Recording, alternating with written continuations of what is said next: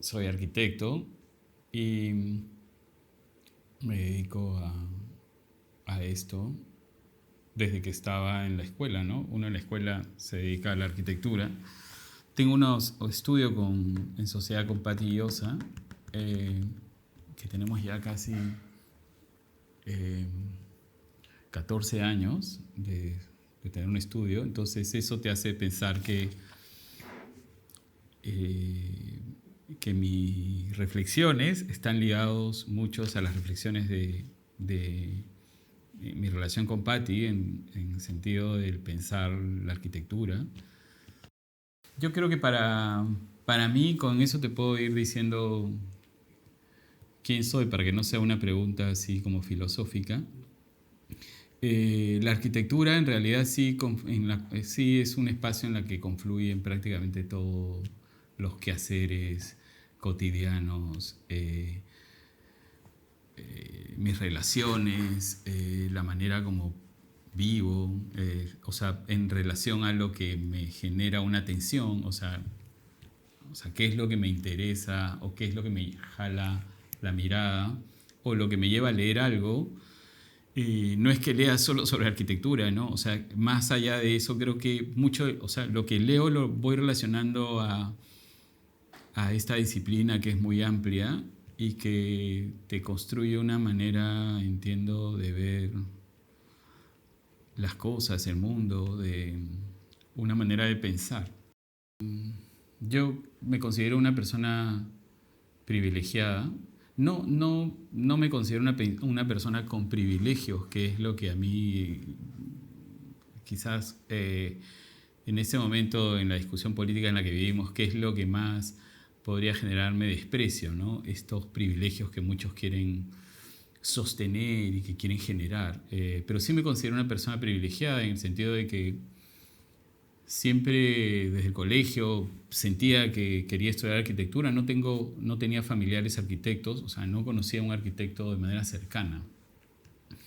Eh, Sé que los tiempos son más complicados para una persona que acaba de la escuela, el colegio, y dice, ¿qué voy a hacer? ¿No? Parece que el peso de esa decisión es como muy trascendente. Estuve leyendo a Badiou que decía, claro, las disquisiciones de un adolescente, esta inmediatez en el placer que busca rápidamente, y por otro lado, estar pensando qué es lo que le va a generar un confort posterior como relación con la vida y su desarrollo profesional o a lo que se dedique.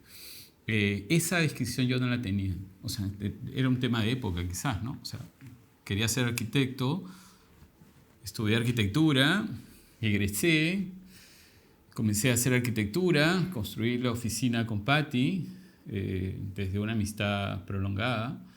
Eh, y me encanta hacer proyectos de arquitectura, que es lo que más...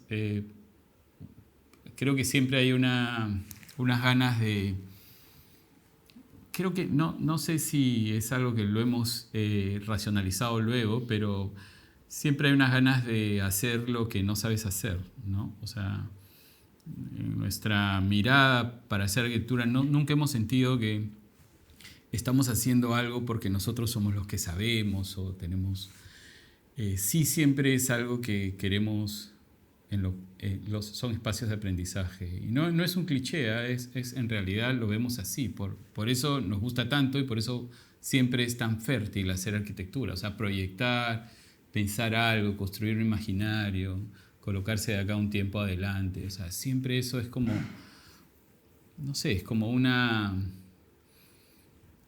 Quizás eso como rutina nos genera mucho bienestar, ¿no? Yo me considero una persona que conoce bastante el Perú. En un momento de mi vida viajé mucho por el Perú, por tierra, en auto. Hice muchos viajes, conocí a mucha gente, estuve en lugares impresionantes. Siempre había nuevamente, siempre había un interés sobre la arquitectura, no solamente la arquitectura prehispánica que está como traza o sustrato, en todo nuestro territorio. Creo que luego he racionalizado eso y me parece que nuestro territorio está impregnado de esta manera de manifestarse en relación con el mundo, a su ausencia de escritura, las culturas prehispánicas. Eso no me lo he inventado yo, o sea, lo siento, pero se lo escuché a Freddy la vez pasada de una manera tan clara, que de verdad como conecté, porque dije, esto era lo que yo sentía cuando he viajado mucho por el Perú. Entonces sí me arraigo claramente a este territorio, a esta heterogeneidad de culturas y de personas. Me arraigo claramente. De hecho, he tenido también la posibilidad de conocer otros lugares y siempre en esa dialéctica. Creo es más, creo que es interesante cuando eres arquitecto y viajas por el Perú y ves que la arquitectura está tan solidificada con el paisaje, con el territorio. Esa condición, yo creo que no sé si todos los territorios, todas las culturas o todos los espacios lo tienen. Me encanta la arquitectura de la costa, me encanta la costa peruana, el Ande a mí me parece abrumador en esta condición solitaria, ¿no? Y la selva, o sea, reduciendo al Perú en esas tres situaciones, pero entre ellas hay muchas posibilidades y situaciones que uno... Es también o sea, cuando uno se confronta a la voluptuosidad de la selva o el bosque, llámalo como quieras, te da una sensación también. Entonces, mi arraigo está con nuestro territorio, con las personas que la habitan, con las ciudades menos, ¿no? Porque creo que, o sea, no porque no me arraiga a ella, sino porque creo que en este momento está en un proceso de cambio, en un proceso de crecimiento donde hay muchas voces y hay mucho ruido. Eso espero yo que genere maneras de convivencia más en el bien común, que es lo que yo esperaría que suceda. Pero a veces no sucede eso y las ciudades tienen una violencia en sus aspectos constructivos a veces, que en sus manifestaciones construidas, que a veces irrumpen y tú te pones a pensar, ¿y esto aquí qué pasó? ¿Por qué sucede eso?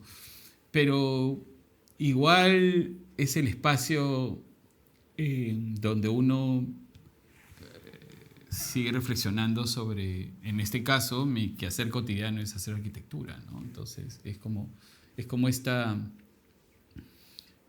siempre esta dialéctica o este diálogo que uno cotidianamente hace con su lugar de origen. En este caso mi origen es eso, coincide con mi lugar de origen, o sea, mi arraigo tiene que ver con ese.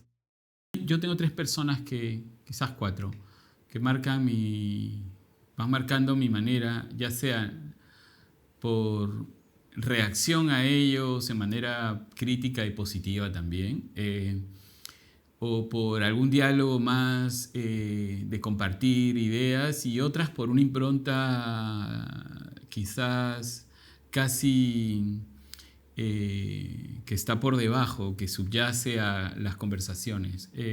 Uno es, bueno, Juvenal Baraco, que es el profesor que tuve en la escuela, si lo voy a plantear de manera cronológica, y que uno con él...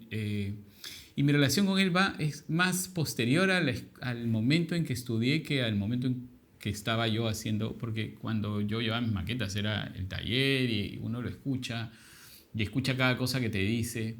Y yo valoro una cosa del taller que justamente nosotros siempre queremos hacer cuando enseñamos taller de proyectos, es que los alumnos siempre terminaban sorprendiéndose de lo que hacían en clave positiva. cuando al final terminabas tu maqueta. Y era algo que tú decías, oye, esto yo lo he hecho y siempre hay algo ahí que... eh, luego trabajé con Pedro Belaunde, que quizás debe tener las 2, 3 bibliotecas más grandes de arquitectura de Lima, que un espacio de diálogo amical, muy fraternal. Pedro, generoso, me formó, me inserta en el espacio académico y en el espacio de la enseñanza. Enseñé cursos de teoría de la arquitectura, de historia de la arquitectura. Me dio clases para hacer. Me acuerdo que mi primera clase fue la de Palladio, que yo la hice, o sea, la di a los alumnos. Y era un espacio de trabajo, si bien no teníamos una actividad proyectual tan intensa, pero sí había una discusión intensa que estaba ligada a las reflexiones arquitectónicas. Luego conozco a Alfonso Castrillón, terminando la carrera también. Él es un crítico de arte, museólogo. Me inserta en el mundo del museo y en el mundo de la crítica de arte y el mundo del arte. Entonces, yo iba a hacer mi tesis de grado sobre un museo, entonces, que era la casa como objeto en un museo de arte moderno, creo que se llamaba la tesis. Entonces tenía una disquisición teórica que tenía que resolver. Y Alfonso enseñaba en San Marcos, era director de la Casona de San Marcos, y me acoge de manera generosa también. Y tengo una amistad entrañable con él hasta ahora, nos vemos seguido, discutimos mucho sobre museos, sobre su gran interés sobre el museo, cosa que luego ha ido definiendo mucho de la práctica que hemos hecho como oficina. Hemos hecho algunos proyectos en museos. La reflexión del museo es una reflexión abierta en un país como el nuestro. El museo yo creo que todavía es una herramienta de cambio. Y tengo un amigo luego, a Eugenio Raur, es un artista plástico, conceptual, y tiene una especie de ironía en lo que hace, en su obra. Siempre me atrajo estos artefactos que construía, que él llamaba cajitas, que eran imaginarios, vivenciales, un poco en línea de Cornell o algunos artistas de inicio del siglo XX, de las vanguardias. Entonces, tanto mi relación con Alfonso, en la cual pude entrar a estudiar en San Marcos como 2 años, y de ahí conocí a Pedro, y por ahí también conocí a Eugenio. Y cuando yo les hablaba de ellos que había estudiado con Baraco, obviamente conocían a Juvenal. Y entonces se armó una especie de formación en mí, muy ligada a los aspectos de la arquitectura, del arte, de la filosofía, de la narrativa, ¿no? Entonces, y luego ya como... A mí, desde la escuela, me gustaba leer a Eisman, me gustaba lo que hacía, había una seducción en sus proyectos que yo tenía. Luego lo hemos racionalizado y trabajado algunas ideas de él sobre los aspectos más, sobre esta lectura que construye sobre la forma y sobre la manera de legitimar una valoración sobre la forma, que es tan difícil en la discusión contemporánea. Es muy difícil construir el valor, o sea, porque no va a ser un valor absoluto, ni mucho menos en el cual todos estemos de acuerdo, sino tiene que ser argumentos permanentes, momentáneos, a veces efímeros, pero que nos permiten avanzar y tener conciencia de lo que uno hace. Peter Eisman, de verdad, en mi formación, ha sido un diálogo permanente. Ahora estoy leyendo un libro de escritos que lo han compilado, muy interesante. En la arquitectura yo confluyo mis cotidianos. Y es que, claro, mi acercamiento a Eugenio, a Pedro o a o Alfonso tienen que ver con la arquitectura, porque me acerco a ellos. Yo con Eugenio hablaba y él me dijo, oye, ¿y tú qué haces? Bueno, soy arquitecto. Y comenzamos a conversar, porque a Eugenio le encanta la arquitectura igual. Y bueno, Pedro ya es arquitecto, me enseñó en San Marcos. Yo llevé un curso con él en la Escuela de Arte de San Marcos, ahí lo conocí, que él enseñaba, y éramos 4 alumnos, creo. Y claro, a lo que voy es que mi confluencia tiene que ver con eso. Puedo ser muy endogámico, lo que quieras, pero desde ahí te abres. Por lo menos a mí me sucede eso. Desde ahí me abro. No es que solamente hable de arquitectura. En realidad, quizás la arquitectura te da la capacidad de hablar y reflexionar de muchas cosas. Yo todavía creo que la arquitectura puede ser una herramienta de cambio política, que puede generar una sociedad distinta, que puede hacer que nuestra formación se vea expresada en ello. Por eso, sí, quizás el interés ahora en estos aspectos formativos que te decía antes, ¿no? O sea, creo que es la gran batalla que a mí me interesa. Y por ejemplo, de Peter Eisman, o sea, yo ahora puedo ver un edificio de Sisa y o sea, me gusta más ahora ver qué es lo que está detrás en los aspectos de codificación, desde una subjetividad que uno plantea, ¿no? Que coloca ahí, más que en este momento quedarme con lo que es una racionalización de la arquitectura que tenemos. Claro, hay una experiencia física, digamos, fenomenológica, si quieres, que me parece interesante, pero me gusta también la experiencia que construye la mente con la arquitectura, en el sentido de lo que implica un muro más allá de su, no simbólico, más allá de su textura o su escala, que es una confrontarlo con tu cuerpo.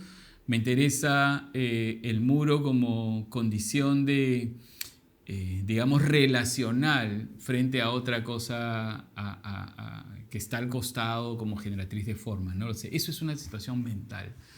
Entonces, en esa disquisición más mental es un espacio que también me interesa, y que nos interesa discutirlo con Patti. Entonces, porque la arquitectura es una acción enormemente racionalizada, intelectual, ¿no? Entonces tú proyectas, la condición de proyectar te da esa variable. Entonces por ahí hay un interés en este momento de leer nuestras influencias, tanto Scarpa, quizás alguna arquitectura paulista o los portugueses. Por ahí de repente me olvido de alguien siempre. Por ejemplo, nos gusta mucho Álvar Aalto, por ejemplo, un arquitecto desde esa disonancia al movimiento moderno, ¿no? Como,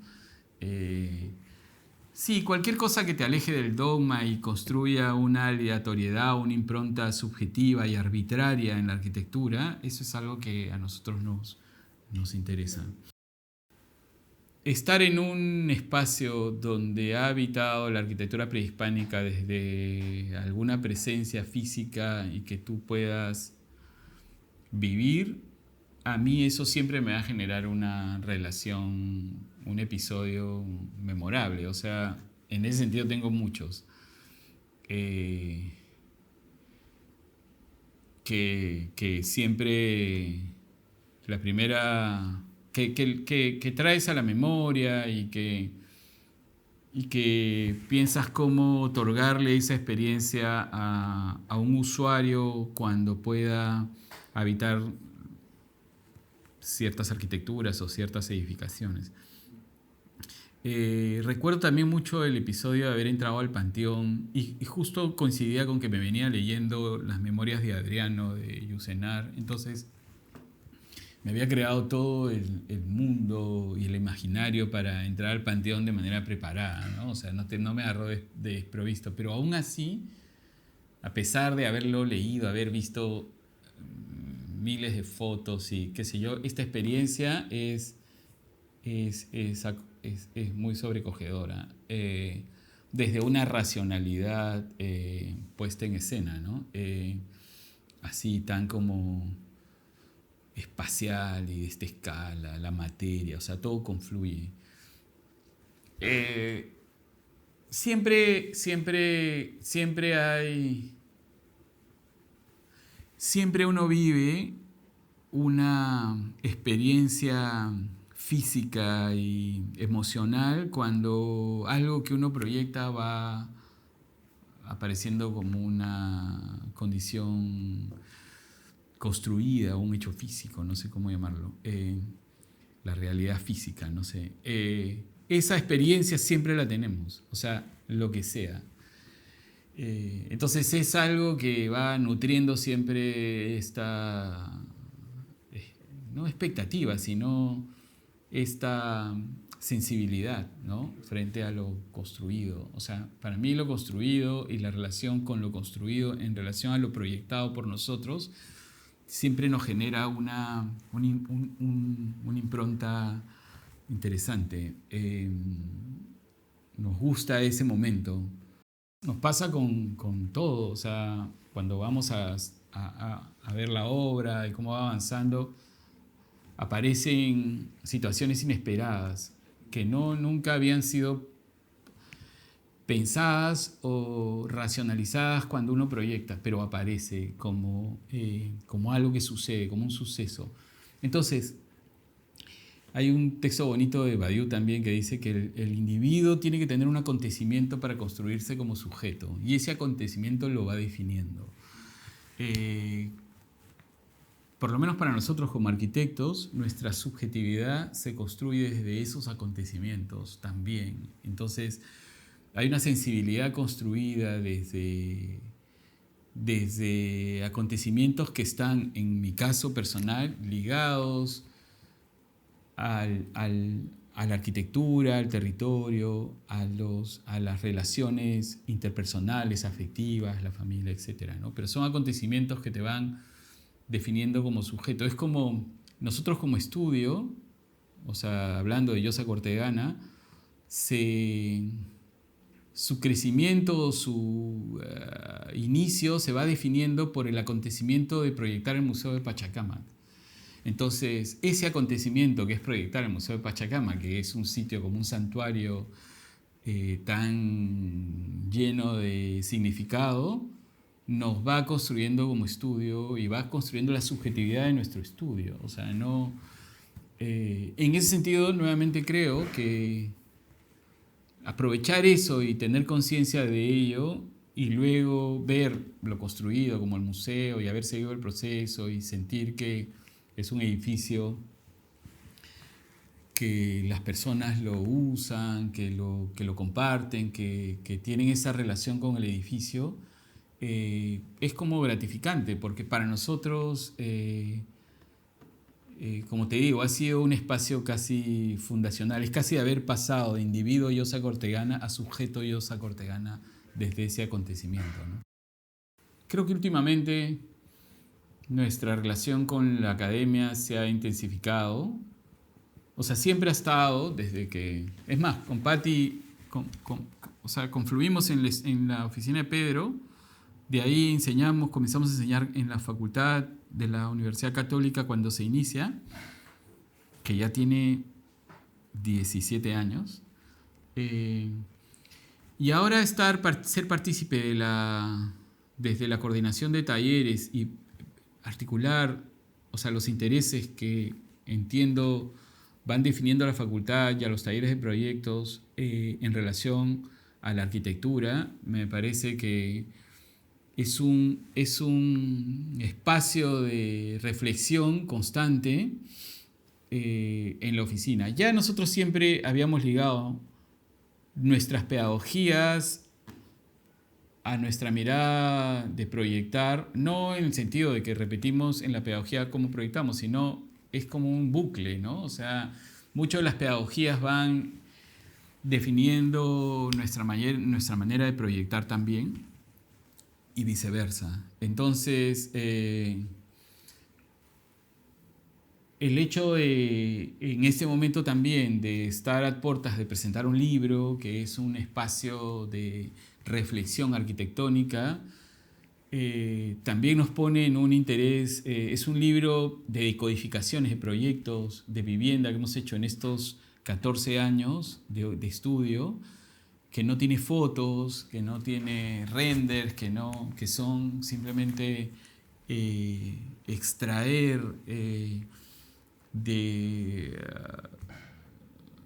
procesos y extraer estrategias y extraer espacios para volverlos a colocar, que es la lógica del libro. También nos ha puesto en un estado de atención desde los argumentos que tenemos cuando proyectamos, ¿no? Esta conciencia que uno tiene que tener para poder ser inconsciente. O sea, nosotros de manera consciente construimos un mecanismo para ser arbitrarios, para ser, ¿no? Pero lo hacemos como un envoltorio que nos permite eso. Y que eso es como algo que nos lleva al mayor esfuerzo, porque normalmente cuando el cerebro tiende a codificar, a ser rutinario y a establecer lo que sabe hacer permanentemente, ¿no? Entonces nosotros tenemos que también con ese cerebro que hace eso, hacer lo contrario, decirle o establecer una estructura mayor en la cual esta posibilidad más arbitraria, más disonante, más aleatoria, pueda suceder. Si no, estaríamos condenados a proyectar lo que sabemos. Entonces, nuestra rutina es esa. Este es nuestro espacio donde creo que pasamos la mayor cantidad de tiempo. Hay una relación con las obras, ¿sí? Ahora que todo está como medio parado. Pero la academia y la reflexión proyectual, o sea, nosotros de cada proyecto, indistintamente de la escala que tenga, siempre vamos a poder extraer la mayor cantidad de posibilidades para reflexionar, ¿no? Hubo un texto muy bonito de Fernández que decía proyecto mínimo, crítica máxima, ¿no? O sea, una casa, un recinto, una pieza puede tener una crítica máxima en ese sentido también, ¿no? Nunca hacemos un proyecto y ahí vas a poder entender cuál es nuestra actitud frente a las cosas. Siempre vamos a hacer de un proyecto el mejor proyecto que podamos pensar. Entonces, eso necesita un esfuerzo que nos toma horas y el tiempo acá. Sé que es un espacio que yo veo en la academia que quizás a muchos estudiantes no les sea seductor. O sea, cuando tú le dices, oye, ¿qué haces? Bueno, yo estoy todo el día en mi oficina pensando, proyectando, haciendo cosas, hablando de eso. No es muy seductor. Es un poco el signo de la época, pero creo que hay otros que sí y pueden establecer. Por ejemplo, siempre tenemos 2 pasantes en nuestro estudio y a veces llega alguien de afuera y que está haciendo cosas y nos nutre también, o sea, porque conversamos y porque tenemos en este proceso que estamos haciendo de las decodificaciones de los edificios proyectados por nosotros y que algunos desde lo construido, su subjetividad marca la impronta del dibujo que van a hacer. O sea, nosotros no le decimos dibuja esto, o sea, si viene Pedro lo dibujará de una manera, si viene Juan lo dibujará de otra manera. Entonces, eso a nosotros nos nutre porque vas instalando un círculo virtuoso quizás en la oficina que siempre sea interesante venir en la mañana a estar por acá, ¿no? Entré a un taller que Coco Bendezú gentilmente me dijo, oye, vente, pero estuve así como muy periférico, pero me encantó. Y con Pedro ya entramos a algo más, porque o sea, él enseñaba historia y teoría y era, o sea, había una compulsión de lecturas que teníamos que hacer, que extraer, construir una clase, que hay otra premisa que nosotros ponemos y es algo que nos acompaña, que para nosotros el trabajo es formativo, así como cada proyecto que uno hace es formativo, ¿no? O sea, cuando te digo que intentamos hacer el mejor proyecto siempre porque intentamos formarnos en los mejores términos siempre. creo que eso nos marca una relación con la docencia también en ese sentido, ¿no? A veces uno dice, yo ya sé de qué se trata esto, pero cuando tienes que construir una pedagogía para que eso se pueda compartir, ese saber se pueda compartir, hay un esfuerzo intelectual ahí porque uno puede tener la pretensión de pensar que sabe muchas cosas y que eso pasa por la pretensión de cada quien. Cuando te confrontas a construir una pedagogía que es el espacio entre el alumno y tú, y que te permite no solamente el despliegue de saberes, sino el seguir aprendiendo. Nosotros, tampoco esto es un cliché, porque es algo que lo sentimos así. Nosotros le decimos a los alumnos que nosotros enseñamos para aprender. Y proyectamos para aprender también. Y conversamos y discutimos y tenemos una posición. En ese momento es importante en nuestro país tener una posición política, ¿no? Por todo lo que pasa. Hay cosas que no son intolerables, como el racismo, el clasismo, la discriminación, etc. Y lamentablemente las personas hacen que mucha de la arquitectura tenga esa impronta tan desagradable, impronta de la cual me merece el mayor desprecio, ¿no? O sea, entonces esa posición política que uno tiene, o sea, por ejemplo, Lucho Rodríguez habla de lo ético-político, un alumno ético-político, pero nosotros en eso lo comparto, pero queremos a un alumno de arquitectura otorgarles también o construir con ellos una cantidad de saberes que les permita desde la herramienta que para nosotros es la arquitectura una posibilidad de cambio. O sea, no lo va a hacer simplemente con una narrativa ni con la voluntad de la arenga en una plaza pública. Me parece importante hacerlo así también, pero él como arquitecto puede en un momento estar en el lugar adecuado para responder desde una edificación, desde un proyecto arquitectónico. Y para eso tiene que formarse, porque la arquitectura no es solamente o sea, necesitas 200 metros de área techada, ok, te hago un techo, 4 muros, o sea, entiendo que eso...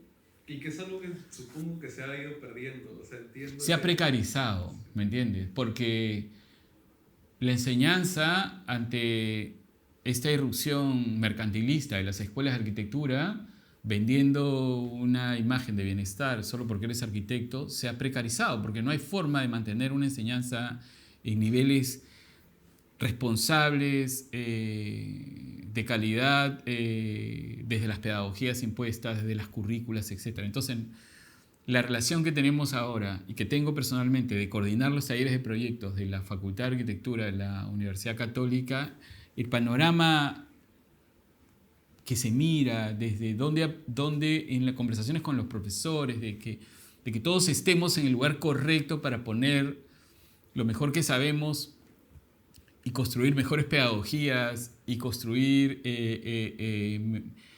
mejores proyectos académicos, es un esfuerzo que a mí personalmente me es interesante porque he conversado con muchos docentes, casi con todos los profesores de taller primero, o sea, contigo también conversé cuando estuviste por entrar, porque creo que deberíamos tener algunas convicciones, por más que podamos ser presos de nuestras convicciones, pero algunas, y construir en este momento donde la incertidumbre, no, en general como época, donde la construcción de la verdad es una situación tan efímera, por lo menos argumentos necesarios para poder avanzar, que podemos luego criticar y replantear, pero tenemos que intelectualmente construir argumentos para valorar algo, porque tú puedes llegar nos hemos precarizado también en lo que puede ser un mejor edificio, un mejor espacio, un espacio donde tu bienestar o tu relación con ese servicio sea distinta, porque entendemos y creemos que la arquitectura solo nos puede dar lo que vemos en nuestras ciudades. Pero eso pasa por la academia y por la formación. Entonces, yo creo que, como te decía al inicio, el gran esfuerzo, como un compromiso por la manera como se cómo se está generando las ciudades desde la corrupción, el tráfico de tierras, la informalidad.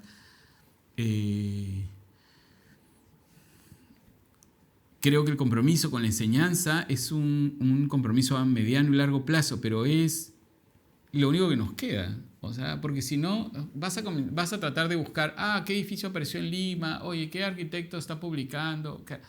Eso a mí me parece, sí, o sea, yo respeto a los arquitectos que están en ese interés, me parece, ok, cada quien con su tema, pero la enseñanza en las escuelas, a mí me parece en este momento el espacio donde tenemos que librar las discusiones sobre la arquitectura, ¿no? Mira, en un mundo donde el alumno está muy estimulado por la voluntad solamente, y esa voluntad, cuando Nietzsche habla de la voluntad de poder, él dice que no es una voluntad para el autoritarismo, ni para hacer de tu voluntad una cosa, verticalizarte y ser autoritario, sino es la voluntad de poder es para encontrar desde convicciones una herramienta o una pulsión para que las cosas sucedan. Yo veo que los alumnos y muchos profesores están seducidos por la voluntad. Sí se puede, la hacemos, van a la marcha y todo, pero cuando te ponen en una mesa donde tienes 7 personas, todos de distintas disciplinas, que comparten esa misma voluntad, cada quien va a comenzar desde su propia disciplina a poner herramientas y a poner soluciones. Un antropólogo, un historiador, un psicólogo, un sociólogo. Y cuando tú no tienes herramientas para poner nada en la mesa en relación a tu responsabilidad de hacer, en ese sentido, puede ser un hecho construido de una edificación que confluyan todas las voluntades para que sea una herramienta de cambio social, porque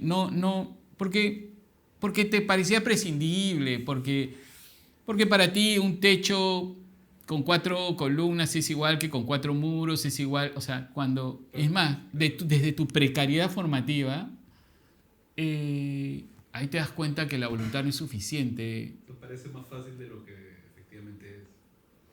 La arquitectura creo que puede seguir diciéndole cosas a la sociedad, puede darle mensajes positivos en relación a su bienestar.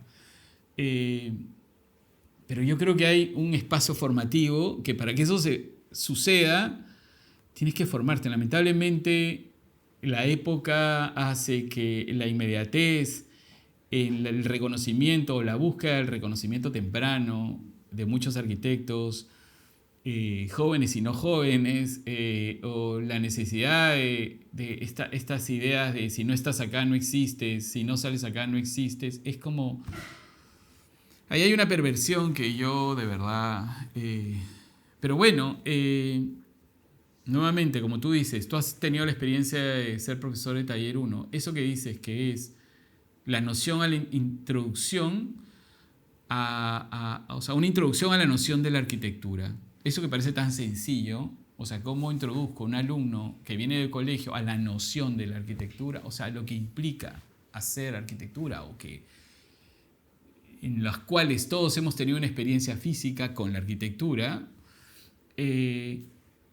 ¿cómo hago para involucrarlo con esto? Que lo va a definir luego en su desarrollo profesional, si quiere relacionarse con el proyecto, qué sé yo. Bueno, para eso hay una formación y un esfuerzo enorme intelectual del grupo docente para estructurar una pedagogía de la manera que quieran. En la universidad, tú sabes, hay una libertad de cátedra enorme, hay por afinidad, ¿no? Nadie oye, ¿no? Entonces, pero ahí comienzan las relaciones interpersonales, las miradas, que eso debería ser también interesante, heterogéneo. A ver, vamos a ver. Yo tengo una premisa clara, las ideas se van a jerarquizar. Nosotros estamos en el mundo de las ideas y no en el mundo de las creencias. Una creencia, obviamente, es una cosa muy arraigada, es muy difícil de cambiar. Pero las ideas se comen a las ideas y se jerarquizan las que son mejores en relación a lo que quieres lograr. En ese sentido, por eso te digo, la precariedad en la que vivimos formativa es sintomática de lo que vemos como cosa construida o arquitectura construida en nuestras ciudades. Hay una relación directa. No es que alguien esté esperando 4 mejores arquitectos o porque aparece en Lima un mejor edificio, ya las cosas cambian. No, o sea, no lo sé, los mejores alumnos siempre van a ser quizás alumnos destacados, pero hay que ver la media de la formación para que cuando alguien haga un edificio lo haga de manera correcta. O sea, no te digo que lo haga con la premisa de me voy a ganar todos los premios o voy a estar... No, es porque eso es como medio absurdo. Que esa sea la pulsión para hacer arquitectura. Entonces, para ello, sí, necesitas un espacio formativo consciente, claro, inteligente, pedagogías desde una mirada con variables más contemporáneas, la filosofía, todas las disciplinas ahí confluyen. O sea, yo no soy de los que cree que la arquitectura debe ser endogámica y su disciplina no. Lo que creo todavía, y esto te lo digo como para finalizar, por ejemplo, hay mucha gente que tiene miedo cuando yo hablo de la disciplina de la arquitectura y comienzan a... No, ¿cómo puede ser? Porque las disciplinas tienden a ser prescriptivas en el sentido de que tienden desde su prescripción a colocar algunos saberes o valores que uno tiene que luego decir, esta disciplina dice esto de esta manera, esto está valorado y lo pongo. Creo que en la arquitectura, en la disciplina de la arquitectura, confluyen muchas otras. Hay saberes que son propios de la disciplina de la arquitectura. Pero como disciplina, como te digo, tiende a ser prescriptiva. Y cuando eso no tiene una dialéctica con la teoría de la arquitectura, como cosa crítica, como una actitud crítica, se generan los dogmas. O sea, el estilo internacional, dogmas que así deben ser las cosas, que yo te enseño así. Entonces, por eso el espacio de la teoría, que es el espacio de la reflexión, en este caso intelectual, sobre una disciplina, desde el lugar que quieras, tú puedes acercarte y hacer teoría de la arquitectura o construir o dialogar con las teorías de la arquitectura desde donde quieras. Entonces, cuando nosotros pensamos, la teoría de la arquitectura y los teóricos, por ejemplo, y vemos individuos así como los teóricos, ¿no? Estos individuos inalcanzables, un alumno de arquitectura dice, bueno, ese es el teórico. Entonces, lo que un alumno no sabe es que cuando está proyectando, y a veces un profesor tampoco sabe, está haciendo uso de una teoría arquitectónica que ha llevado a la disciplina a prescribirla desde un cambio de época. Esa conciencia, o sea, si no la tienes, no vas a poder cuestionar lo que estás haciendo. Y la única manera de hacerlo es seguir dialogando con la teoría. Dialogando, no es que te conviertas en un teórico, porque eso es un aspecto distinto. Yo lo único que digo es los alumnos y los profesores cuando están en relación al proyecto están dialogando con teorías arquitectónicas puestas en un momento de la historia de la arquitectura. Si alguien enseña desde la arquitectura moderna, está enseñando desde la teorización de la arquitectura en un espacio temporal, en este caso, por ejemplo, Le Corbusier, que hacía arquitectura, la teorizó, la volvió sistémica, la insertó, la disciplina la adoptó, la hizo dogma porque la prescribió, hasta que alguien viene y sigue dialogando con la teoría y dice, oye, pero espérate, plan, y comienza ya. Si eso no se hace, pareciera, o sea, le doy toda la razón a estos que cuando dices la disciplina de arquitectura que se rasgan las vestiduras y dicen, no, que el compromiso social, o sea, la arquitectura de por sí tiene implícita un compromiso con la sociedad. O sea, yo no sé esa separación. Ahora tú ves que ahí dicen urbanismo social. O sea, hay un tufillo moral, me parece, en la discusión en este momento que yo tengo con algunas personas, que ese tufillo moral de verdad yo no creo por qué, o sea, es un tufillo moral que impide ver que la disciplina de la arquitectura puede seguir siendo algo posible en su reflexión en diálogo con la teoría de la arquitectura, ¿no? Y que los alumnos y los arquitectos cuando hacen arquitectura están colocando ideas que han sido establecidas como un entorno de valoración arquitectónica y que ellos simplemente recogen y lo ponen. O sea, cuando un alumno o un arquitecto hace una ventana horizontal y dice así está bien, es porque ha construido una valoración sobre esa ventana en respecto al todo. O sea, no es que la está valorando de por sí, es como que alguien cree que puede elegir, pero no sabe que los medios están tan direccionándote tanto que ya tu elección no es un acto de libertad. Tu elección es un acto de complacencia a una estructura económica, quizás neoliberal, si quieres. Entonces, cuando uno no tome conciencia de ello, no sé, parecieras como que estás avanzando de manera... Entonces, esperas que los medios te celebren, que te coloquen como una superarquitectura, que te publiquen, que ganes premios, sin tener mayor conciencia de lo que haces. Si eso sucede desde un acto consciente, desde algunos aspectos mínimos de cambio, por ejemplo, escuché una definición de lo contemporáneo que me pareció interesante.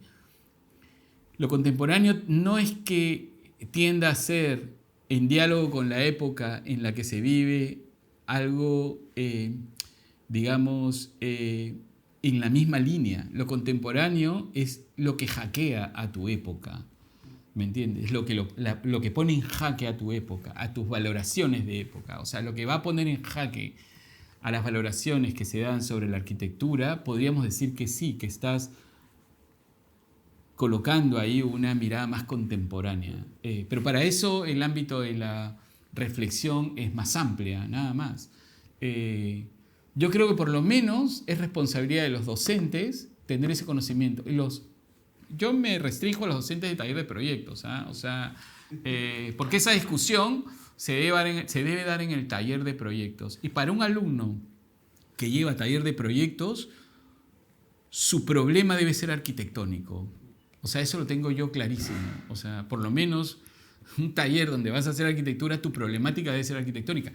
Pueden los insumos estar relacionados a problemáticas sociales, económicas, psicológicas, no sé, antropológicas, territoriales, de paisaje. Ok, eso es como... Pero tu problema como alumno de taller de proyectos es arquitectónico. Y si yo creo que... O sea, espero o sea, en las conversaciones que tenemos en la facultad y en las discusiones, o sea, sé que hay personas que pueden pensar de otra manera y qué sé yo, y bien, ¿no? O sea, pero por lo menos mi idea sobre la enseñanza en el taller de proyectos tiene que ver con eso. La gran disquisición cuando comenzamos a pensar un proyecto con Patti es, más allá de entrar en un aspecto todavía, es comenzar a pensar en qué hemos venido haciendo, en qué nos va a permitir este proyecto hacer. O sea, porque tampoco no es que uno está frente a un papel en blanco. No solamente hay una posibilidad de proyecto, sino hay un sistema que va a hacer posible ese proyecto que tú diseñes. Si tú no tienes en cuenta eso, estás como, o sea, silbando o teniendo pajaritos en la cabeza. Pero siempre articulando, o sea, siempre vemos lo último que hemos hecho, siempre estamos pensando. Entonces, hay una condición de lo contemporáneo que sí, personalmente a mí me persigue. Es como algo como siempre inalcanzable, ¿no? Pero es por lo menos una discusión que forzamos en tener en relación a la época, a la arquitectura, a lo que estamos haciendo, a cómo miramos el mundo. Cada trazo, cada muro, cada materia que ponemos no es gratuita, no sé, es como... Puede ser arbitraria, pero no gratuita. O sea, hay dos cosas distintas ahí. Quizás eso, entender este aspecto más contemporáneo de las cosas. De hecho, a veces para entender la época tenemos que irnos... Últimamente he estado leyendo a Alberti, en relación a lo que decía sobre el espacio y me parece súper interesante cómo pone ideas que ya en ese momento en Occidente se estaban, por lo menos él estaba pensando con respecto a la arquitectura. O sea, yo digo, nuestra discusión, por lo menos con Patti aquí en el estudio, es cómo poder pensar ideas con respecto a la arquitectura en ese sentido. No es que se vuelvan más y menos profundas, simplemente se vuelven ideas con relación a la arquitectura, que es lo que nos interesa. Entonces, ese esfuerzo cotidiano, intelectual que tenemos con la arquitectura es quizás lo que es un aprendizaje como constante, ¿no?